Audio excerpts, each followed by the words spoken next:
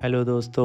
जैसा कि हमने पिछले एपिसोड में देखा था कि लियो फैंग उस एंशियंट रूइंस में जा करके उस एंशियंट स्टैचू को उठा लेता है और वो जैसे उसे लेके बाहर निकलता है, उसका रास्ता वो ब्लड गॉड अपने सारे ब्लड गार्ड के साथ रोक लेता है। तभी लियो फैंग वहाँ पे अपनी बैटल शिप को बुलाता है और बबाता से सीधा उन लोगों के ऊपर लेज़र बीम अटैक कर देता है। ये अटैक इमॉर्टल गॉड लेवल का अटैक होता है जिसके सामने वहाँ पे कोई नहीं टिक पाता है सिवाय उस ब्लड गॉड के। मेरे प्यारे दोस्तों, बिना देर के इस एपिसोड को स्टार्ट करते हैं। इस एपिसोड की स्टार्टिंग में हमें लियो फैंग को दिखाया जाता है जो कि अपनी बैटलशिप में बैठा होता है और उसके हाथ में वही एंशियंट स्टैचू होता है, जिसे देख के लियो फैंग कहता है कि अगर मैं इसके लॉ को समझ जाता हूँ तो मेरा गोल्डन हॉर्न बीस्ट और भी ज़्यादा पावरफुल हो सकता है, क्योंकि जब मैंने इसकी पावर को यूज़ करके अपने गोल्डन हॉर्न बीस्ट की स्काई ब्रेकिंग क्लॉ अटैक को अपग्रेड करने की कोशिश की थी, वो काफ़ी तेज़ी से अपग्रेड हो गया था। और मुझे ऐसा लगता है कि ये स्टैचू ज़रूर मेरे गोल्डन हॉर्न बीस्ट से मिलता जुलता होगा। और तभी वहाँ पर बात आती है और लियो फैंग से कहती है कि हमारा जाओ कॉन्टिनेंट में जो आने का मकसद था वो कंप्लीट हो चुका है, अब हमें यहाँ से चले जाना चाहिए। जिसे सुनकर के लियो फैंग कहता है कि अभी फ़िलहाल के लिए मुझे एक और काम है, इसलिए मैं वो काम करके ही यहाँ से जाऊँगा। और तभी हम देखते हैं कि लियो फैंग काफ़ी तेज़ी से उड़ता हुआ बबाता के साथ वहाँ पे नाके को ढूंढ रहा होता है। तभी बबाता कहती है कि यहाँ पे मैंने 20 किलोमीटर्स तक स्कैन कर लिया है, कहीं पे भी नाके का नामो निशान नहीं है। और तब लियो फैंग वहाँ पे आके लैंड करता है जहाँ पे नाके को उसने छोड़ा था। और तब लियो फैंग वहाँ पे एक पत्थर पे बने हुए स्क्रैच को देख के कहता है कि मैंने नाके से कहा था कि जब तुम हेवनली लेवल के वॉरियर बन जाओगे तभी तुम इस जगह को छोड़ना, उससे पहले तुम इस जगह को मत छोड़ना। इसीलिए मुझे ऐसा लगता है कि वो ज़रूर कहीं आसपास होगा। ये कह कर के वो जैसे उस पत्थर पे थोड़ा सा प्रेशर लगाता है, वो बड़ा सा जाइंट पत्थर दो टुकड़ों में कट करके ज़मीन पर गिर जाता है। इसे देख करके बबाता काफ़ी शॉक्ड होती है। तभी लियो फैंग उस पत्थर को देख के कहता है कि फाइनली नाके ने अपने हेवनली रेलम को ब्रेक थ्रू कर लिया है। ये कह करके वो वहाँ पे काफ़ी खुश हो रहा होता है और उस पत्थर को देख रहा होता है, क्योंकि नाके ने काफ़ी सफाई से उस पत्थर को अपनी पावर से काटा था। मगर तभी उस पत्थर को देख करके उसको ख्याल आता है कि नहीं, नाके ने यहाँ पे अपना हेवनली रेलम ब्रेक थ्रू कर लिया है तो वो पक्का अपने फादर को बचाने के लिए गया होगा। तभी सीन शिफ्ट होता और हमें शी योंग के पैलेस का सीन दिखाया जाता है जहाँ पे दरवाज़ा खुलते दो फ्लाइंग ब्लेड आकर के कई सारे सिपाहियों को जान से मार देती है और वो और कोई नहीं, नाके होता है। और तभी नाके काफ़ी तेज़ी से उड़ता हुआ वहाँ पे जितने भी गार्ड होते हैं उन सभी को बहुत ही शानदार तरीके से मारता हुआ आगे बढ़ रहा होता है। और तभी वो एक जगह आके खड़ा हो जाता है और अपने फादर को इधर उधर देखने लगता है। और तभी वो देखता है कि उसके फादर आसमान में टंगे हुए हैं। वो तुरंत उनकी जंजीर को अपनी ब्लेड से काट देता है और वो जैसे ही ज़मीन पे गिरते हैं उन्हें रोक लेता है। अपने फादर को इस हालत में देख के नाके एकदम टूट जाता है। तब उसके फादर कहते हैं कि बेटा आखिर तुम यहाँ पे क्यों आए हो, तुम नहीं जानते हो ये एक ट्रैप है, अगर शी वांग यहाँ आ गया तो वो तुम्हें जान से मार देगा। जिसकी बात को सुन करके नाके कहता है मैं उस शी वांग से नहीं डरता हूँ और मैं जानता हूँ कि वो इस समय सिटी से बाहर गया हुआ है, इसीलिए मैं यहाँ पे आपको बचाने के लिए आया था और मैं यहाँ पे किसी और से नहीं डरता हूँ। उस कमीने शियोंग ने हमारे यांगआंग सिटी के कई सारे लोगों को जान से मार दिया है। हम लोग तो उसकी गिनती भी नहीं कर सकते हैं कि कितने लोग जान से मारे गए हैं, मगर फिर भी उसका फादर काफ़ी ज़्यादा परेशान होता है। तभी नागे बोलता है कि फादर मैंने ऑलरेडी अपना हेवनली रेलम ब्रेक थ्रू कर लिया है, यहाँ पे कोई भी मुझे रोक नहीं पाएगा आपको बचा करके यहाँ से ले जाने में।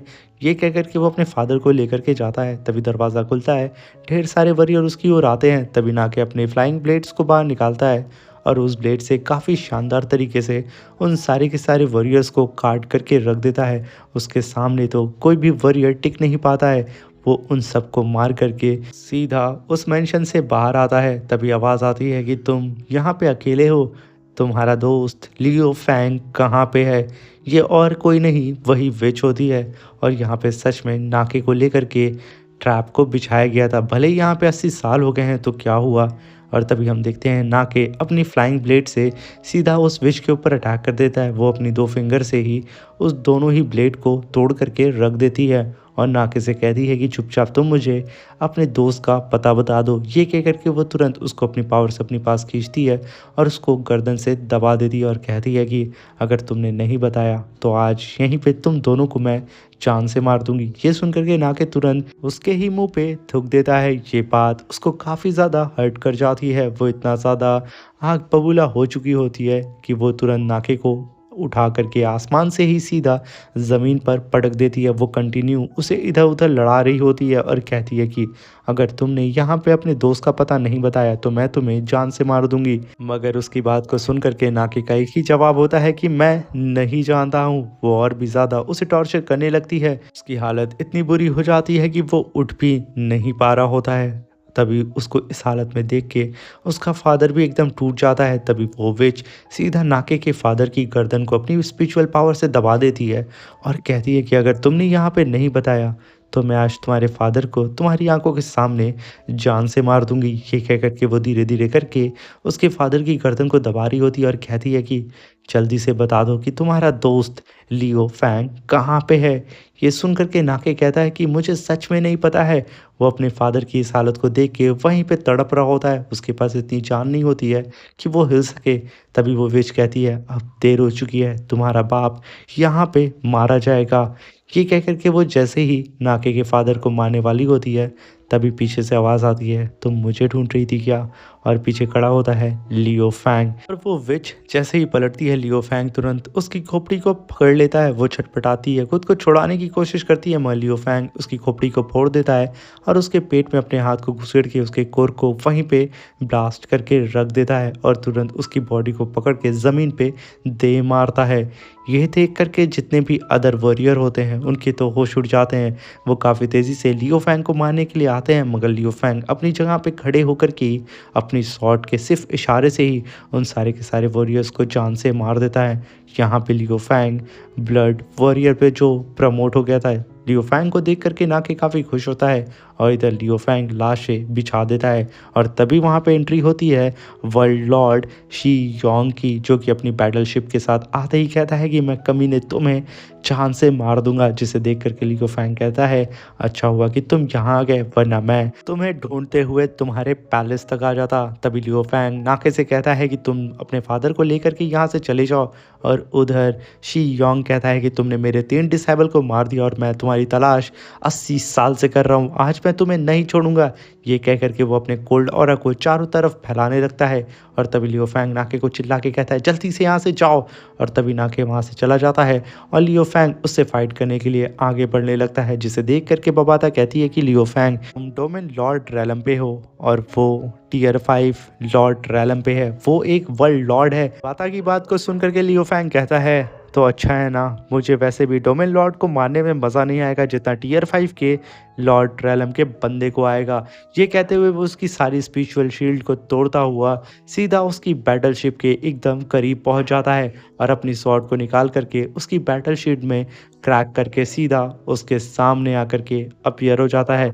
और शियोंग उसको अपने सामने देख के काफ़ी शॉक्ड होता है। तभी शियोंग कहता है कि मानना पड़ेगा एक डोमेन लॉर्ड रैलम के बंदे के पास इतनी ज़्यादा पावर आ गई है कि वो वर्ल्ड लॉर्ड रैलम के बंदे के सामने खड़े होकर के उसे चैलेंज करने की कोशिश कर रहा है। तभी हम देखते हैं कि लियो फैंग उसे घूर रहा होता है और तभी शी योंग अपने 2 क्रिस्टल को समन करता है और उसे ब्लास्ट करके अपने 2 वेपन को वहाँ पे ले आता है। और जैसे ही वो उन दोनों वेपन को निकालता है जो कि काफ़ी ज़्यादा शानदार वहाँ नज़र आ रहे होते हैं, इधर लियो फैंग भी अपने ब्लड वॉरियर की पावर को रिलीज़ करता है और वो काफ़ी तेज़ी से अपनी स्वॉर्ड को लेकर के शी योंग के ऊपर टूट पड़ता है। तभी शी योंग अपने क्रिस्टल से लियो फैंग के ऊपर अटैक कर देता है। लियो फैंग एक ही स्लैश में उसके सारे क्रिस्टल को डिस्ट्रॉय कर देता है और तभी उन दोनों के बीच में कॉम्बैट फाइट होने लगती है। तभी शी योंग एक स्लैश अटैक लियो फैंग को कर देता है। लियो फैंग तुरंत अपनी मूसा बॉडी को समन करता है जिसकी वजह से वो स्लैश अटैक उसके आर पार हो जाता है।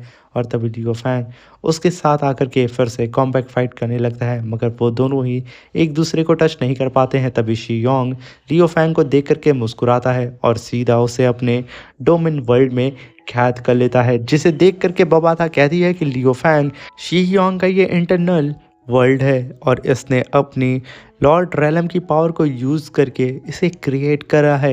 यहाँ पे सिर्फ और सिर्फ शी योंग का ही रूल चलता है, इसलिए तुम बच के रहना। तभी लियो फैंग देखता है कि उसका हाथ पूरी तरीके से फ्रीज हो रहा होता है और वो पूरी तरीके से बर्फ में फ्रीज हो जाता है और आसमान से शी योंग नीचे उतरता है और कहता है कि ये मेरा यूनिवर्स है, यहाँ पे सिर्फ मेरे रूल्स चलते हैं। ये कह करके वो अपने वेपन से लियो फैंग के ऊपर अटैक कर देता है। लियो फैंग उन क्रिस्टल्स को तोड़ करके अपनी स्वॉर्ड से उस अटैक को होल्ड करने की कोशिश करता है और वो ऐसा करने में कामयाब भी हो जाता है। मगर यहाँ पे शी योंग की पावर काफ़ी ज़्यादा थी लियो फैंग से और वो लगातार लियो फैंग के ऊपर कई सारे मल्टीपल अटैक कर रहा होता है, जहाँ पे लियो फैंग अपनी मूसा की बॉडी को यूज़ करके बार बार उसके सारे अटैक से बच रहा होता है। तभी लियो फैंग अपने मल्टीपल क्लोन बना करके उस शी योंग के ऊपर अटैक कर देता है, जिसे देख करके शी योंग कहता है कि ये मेरा यूनिवर्स है, मैं तुम्हें चुटकियों में मसल दूंगा। ये कह करके वो अपने वेपन की पावर को बढ़ा देता है और अपने वेपन से ही उन सारी की सारी जो भी क्लोन बॉडी होती है लियो फैंग की, उन सारी क्लोन बॉडी को आइस में जमा करके अपने वेपन से डिस्ट्रॉय करके रख देता है, जिसे देख के लियो फैंग काफ़ी ज़्यादा हैरान होता है। वो सिर्फ मौका ढूंढ रहा होता है कि वो कैसे इस शियोंग को हरा सके, मगर वो शियोंग तो काफ़ी ज़्यादा पावरफुल निकलता है।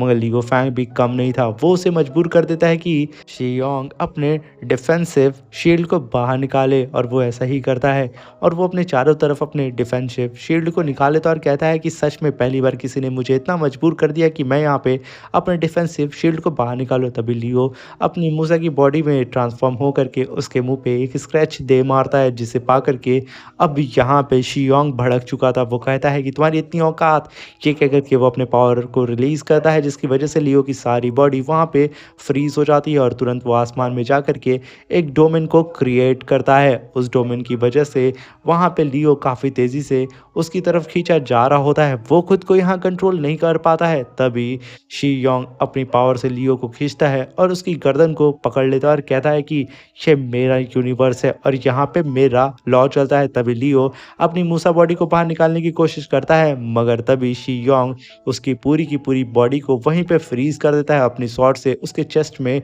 सीधा अटैक कर देता है और उसके कोर को डिस्ट्रॉय करके रख देता है, यानी कि लियो के हार्ट को डिस्ट्रॉय कर देता है और फिर उसे बर्फ में जमा करके उसके कई सारे टुकड़े कर देता है। और तभी हम देखते हैं कि लियो की मूसा बॉडी वहां पे जुटने की कोशिश करती है, मगर शियोंग उसकी उस मूसा बॉडी को फ्रीज करके रख देता है, मगर लियो ने उसका यहाँ पे ध्यान भटकाया था। और तभी हम देखते हैं लियो का एक हाथ उस शियोंग के पीछे आकर के खड़ा हो जाता है। उसे इस बात का तो बिल्कुल एहसास नहीं होता है, वो तो लियो की बॉडी को फ्रीज करने में लगा था और वो जैसे ही पलटता है लियो का हाथ वो तुरंत उस शॉट को उसके पेट में घुसेड़ देता है और बिना वक्त ज़ाया किए उस शॉट को बाहर भी निकाल लेता है, जिसकी वजह से यहाँ पे शियोंग का काम तमाम हो चुका था। और तभी हम देखते हैं लियो को, जो कि उसकी मूसा बॉडी धीरे धीरे करके अपने हाथ के साथ जुड़ रही होती है, जो कि काफ़ी ज़्यादा शानदार हमें नज़र आ रहा होता है। तभी हम देखते हैं कि लियो की पूरी बॉडी यहाँ पे जुड़ चुकी थी और तभी लियो कहता है कि शियोंग तुम्हें पता है ये मेरी न्यू टेक्निक है, इसे मैं डेथ टेक्निक बोलता हूँ। ये हाल ही में मैंने 80 साल में इस जाओ कॉन्टिनेंट में सीखी है। ये कहना ही था, वो शियोंग वहाँ पे मर जाता है, जिसकी वजह से उसका जो बनाया हुआ इंटरनल वर्ल्ड डोमेन होता है वो पूरी तरीके से डिस्ट्रॉय हो जाता है और लियो उसकी शिप को भी पूरी तरीके से डिस्ट्रॉय करके ख़त्म कर देता है। और तभी हम देखते हैं कि काफ़ी ज़्यादा क्रिस्टल ज़मीन पे गिरे होते हैं और उसके बगल में शियोंग की लाश पड़ी होती है। लियो कहता है कि सच में वर्ल्ड लेवल के वॉरियर को मार करके आज मुझे मज़ा आ गया, मगर बबाता तो खुश हो रही होती है इतने सारे ट्रेजर्स को देख करके। और तभी लियो की नज़र एक बॉक्स पे पड़ती है, जिसे देख करके वो कहता है ये तो सिंबल ऑफ इंसेक्टॉइड रेस का है, आखिर ये बॉक्स इसके पास कैसे आया। लियो फैंग की बात को सुन करके बबाता तुरंत उस बॉक्स को देखने लगती है और तभी लियो फैंग कहता है कि हमें जल्द से जल्द इसके बारे में अपने सीनियर्स को बताना होगा, आखिर यहाँ पे क्या चल रहा है। तभी बबाता भी वहाँ पे हाँ में सर हिलाती है और तभी पीछे से आवाज़ आती है, ब्रदर लियो फैंग। और तभी लियो फैंग पलटता है और उसके सामने नाके अपने फादर को संभाले हुए खड़ा होता है, जिसे देख कर के लियो काफ़ी खुश होता है। तभी नाके कहता है, क्या आपने यहाँ पे वर्ल्ड लॉर्ड शी-योंग को जान से मार दिया? क्या वो उसकी लाश है? तभी लियो कहता है कि हाँ, वो उसी की लाश है। तभी लियो एक स्पेस रिंग को निकालता है और वो नाके को दे देता है और उससे कहता है कि नाके, इसमें इतना पैसा है कि तुम अपनी फैमिली को फिर से रिवाइव कर सकते हो। जिसे सुन कर के नाके काफ़ी खुश होता है और लियो वहाँ से जाने लगता है। तभी नाके उस रिंग को फेंक करके लियो के पास दौड़ते हुए आता है और कहता है कि ब्रदर लियो, क्या मैं आपसे दोबारा मिल पाऊँगा? ये कहते हुए लियो वहाँ तो रुक जाता है और नाके भी काफ़ी तेज़ी से उसके पास दौड़ करके पहुँच रहा होता है और वो तुरंत नील डाउन होकर के लियो को मास्टर बोलता है और कहता है कि मास्टर, क्या मैं आपसे दोबारा मिल पाऊँगा? तभी लियो वहाँ पे पलटता है और नाके को उठा के कहता है कि मैं एक ना एक दिन तुमसे ज़रूर मिलूँगा, मगर उससे पहले तुम्हें और पावरफुल होना होगा और इस जाओ कॉन्टिनेंट को हैंडल करना होगा। ये कह कर के वो वहाँ से चला जाता है। तभी पबाता लियो को बताती है कि तुमने यहाँ पे जाओ कॉन्टिनेंट में शी-योंग को जो मार करके जो कारनामा किया है, ये कारनामा 10,000 साल में किसी ने भी नहीं कर पाया है। ऊपर से तुमने 3 जाओ क्रिस्टल को भी कंज़्यूम करके ब्लड वॉरियर पे भी प्रमोट हो गए हो, इसलिए तुम स्पेशली स्प्लिट पैलेस वालों ने बुलाया है। वहाँ के लॉर्ड ने तुमसे मिलने के लिए, जो कि इस जाओ कॉन्टिनेंट को हैंडल करते हैं। तभी हम देखते हैं कि लियो अपनी बैटलशिप के साथ वहाँ पे पहुँच जाता है और वो उस मेंशन के अंदर जा कर के सीधा उस लॉर्ड को ग्रीट करता है। और तभी वो लॉर्ड कहता है कि लियो, आखिर तुम्हारी ये जाओ कॉन्टिनेंट की जर्नी कैसी थी? तभी लियो कहता है कि ये जर्नी काफ़ी मुश्किल भरी थी और मैंने यहाँ पे 3 साउ क्रिस्टल को एब्जॉर्ब किया है, जिसकी वजह से मैं ब्लड वॉरियर में ट्रांसफॉर्म हो चुका हूँ और साथ में मेरी फिज़िकल एबिलिटी भी काफ़ी बढ़ चुकी है और मैं कॉस्मिक लॉ को भी समझ चुका हूँ। और साथ में मुझे एक चीज़ मिली है जिसे मैं आपको दिखाना चाहता हूँ, जो कि मुझे शी-योंग को मारने के बाद मिली है उसकी स्पेस रिंग से। लियो तुरंत उस बॉक्स को उठा करके उस लॉर्ड को दे देता है, जिसे देख करके वो लॉर्ड कहता है कि ये तो काफ़ी कॉन्फिडेंशियल चीज़ है, इसे मैं तुमसे बाद में डिस्कस करूँगा। और ये कह कर के वो लियो से कहता है कि लियो, तुम्हें पता है मैं तुम्हें क्यों पसंद करता हूँ? क्योंकि तुम सबसे अलग हो। क्योंकि काफ़ी लोग ब्रायन को पसंद करते हैं, मगर मेरी चॉइस हमेशा तुम रहे हो। लियो ये सुन करके काफ़ी खुश होता है। तभी वो लॉर्ड लियो के ऊपर एक छोटा सा अटैक करता है, जिसकी वजह से लियो तुरंत उस बैटलशिप से बाहर आ जाता है। उसे कुछ समझ नहीं आता है। तभी वो लॉर्ड कहता है कि मैं इस अटैक को दोबारा करूँगा, तुम्हारे पास सिर्फ एक मौका है इसे समझने का। तभी लियो कहता है, ठीक है सीनियर, मैं इस बार अपना पूरा ध्यान लगाऊंगा। और तभी वो लॉर्ड लियो के सामने उसी टेक्निक को परफॉर्म करने लगता है, जिसे देख के लियो कहता है ये तो 9 डार्क फ्लेम प्लैनेट की फायर है। और तभी लियो के सामने एक जाइंट सा ब्लैक ड्रैगन अपीयर हो जाता है, जिसे देख के लियो इस टेक्निक को पूरी तरीके से समझ लेता है और वो तुरंत फिर से उसी बैटलशिप में आ जाता है, जहाँ पे वो बैठ करके कल्टीवेशन कर रहा होता है और उसकी मदद वो लॉर्ड कर रहा होता है। और तभी हमें जाओ कॉन्टिनेंट का सीन दिखाया जाता है, जहाँ पे नाके अब जाओ कॉन्टिनेंट का वर्ल्ड लॉर्ड बन चुका था, क्योंकि लियो फैंग ने वहाँ पे जितने भी कॉम्पिटिटर थे उन सबको जान से मार दिया था।